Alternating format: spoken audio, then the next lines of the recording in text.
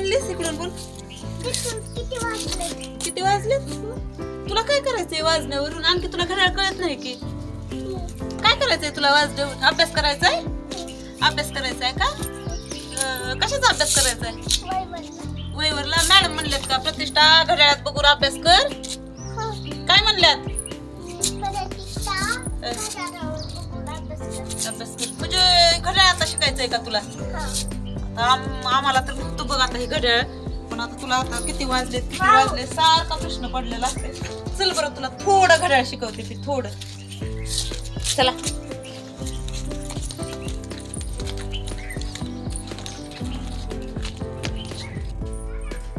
चल प्रतिष्ठा तुला घड्याळ शिकवते मी.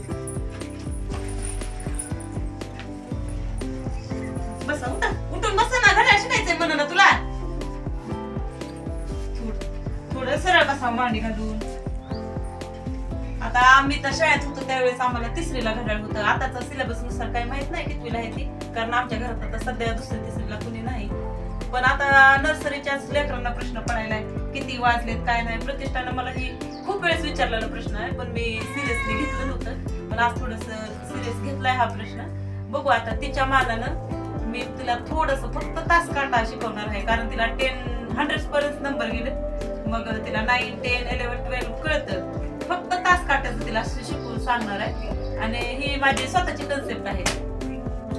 म्हणजे पालकांनी बघावा असा व्हिडिओ आहे, कारण पालकांनी जर हा व्हिडिओ नीट बघितला आणि आपल्या मुलांना जर सांगितलं तर पूर्ण घड्याळ मिनिट सेकंद कळले नाहीत तरी कमीत कमी त्याला 8 किंवा 9 किंवा 10 याच्यापैकी 8 वाजलेत की 9 वाजलेत की 10 वाजलेत हे मात्र नक्की कळणार आहे. आणि हे नर्सरीचे मुलं असं नाहीत की मला 8च वाजलेले का कळले नाहीत, 12च वाजलेले का कळले नाहीत. त्यांना फक्त 11, 12, 8, 10, 9 वाजलेत हे जरी कळलं तरी खूपच महत्वाचं आहे.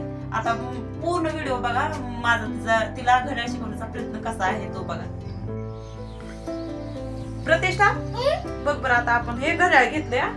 याच्यामध्ये इंग्रजी मधून नंबर्स आहेत. ते नंबर्स म्हणून दाखव बरं. तुला कळतात का सगळे नंबर्स? म्हण बरं. बोट ठेव ना. कशाला काय म्हणायलीस? बोट ठेव ना. 1 2 3 4 5 6 7 8 9 10 11 12. हा आता याच्यातला तुला रॅन्डम नंबर म्हणजे मी कोणताही नंबर दाखवते तो फक्त तू कोणता नंबर आहे तो सांगायचा. 7 गुड 8 गुड 20 12 12 4. गुड. बघा प्रतिष्ठाला 12 पर्यंत सगळे नंबर म्हणजे रॅन्डम नंबर विचारला तरी पण तिला सांगता येत आहे. याचा अर्थ तिला ह्या घड्याळामध्ये काटा जर पक्का 9 वर गेला, 9 वर गेला, 10 वर गेला, 10 वर गेला तरी तिला सांगता येणार आहे. प्रतिष्ठा आता सांग बरं याच्यातला सगळ्यात मोठा काटा कोणता आहे? लांब. हे वाला. छान गुड. आता प्रतिष्ठा याच्यातला हलणारा लांब काटा कोणता आहे सांग बरं? हे वाला. गुड. हा आहे मिनिट काटा आणि हा आहे सेकंद काटा. ह्या 2 काट्याचा आपण सध्या अभ्यास शिकायचा नाहीये. मला वाटतं प्रत्येकाच्या घड्याळामध्ये जो मिनिट काटा असतो तो सर्वात लांब असतो, जो सेकंद काटा असतो तो थोडासा बारीक असतो आणि तास काटा सगळ्यात छोटा असतो आणि जाड असतो. प्रत्येकाच्या घड्याळात बहुतेक तसंच असतं. आता आपण सेकंद काटा आणि मिनिट काटा सोडून द्यायचा. आलं लक्षात?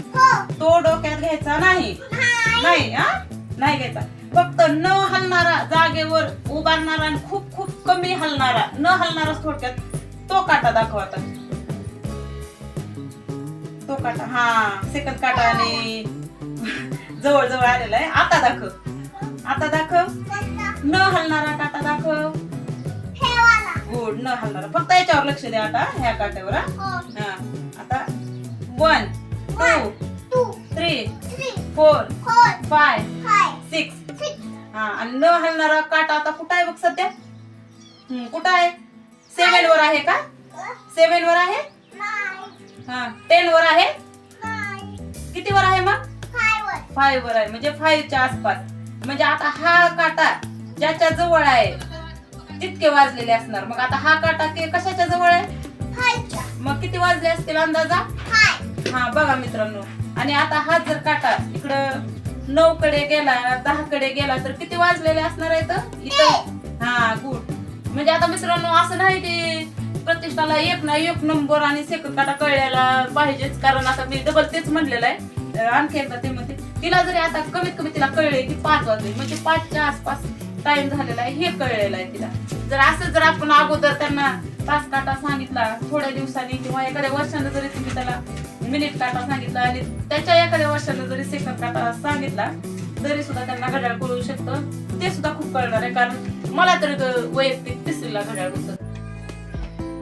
प्रतिष्ठा कळले ना आता तुला किती वाजले ते? हो. किती वाजले? 5. 5 वाजलेत ना, म्हणजे 5च्या आसपास. आता काय तिला पेपर लिहायला जायचं नाही की 5 वाजले 6 वाजले म्हणजे कन्फर्मच वाजले. तिला कमीत कमी कळतं तरी की मला 1-2 वेळेस तिथं 10च्या टायमिंगला काटा गेल्यानंतर शाळेला जायचं असं म्हणलेली आहे. बघा व्हिडिओ कसा वाटला सांगा, आपल्या मुलांना दाखवा, लाईक करा, कमेंट करा, शेअर करायला विसरू नका, चॅनलला सबस्क्राईब करा. थँक्यू, धन्यवाद, बाय.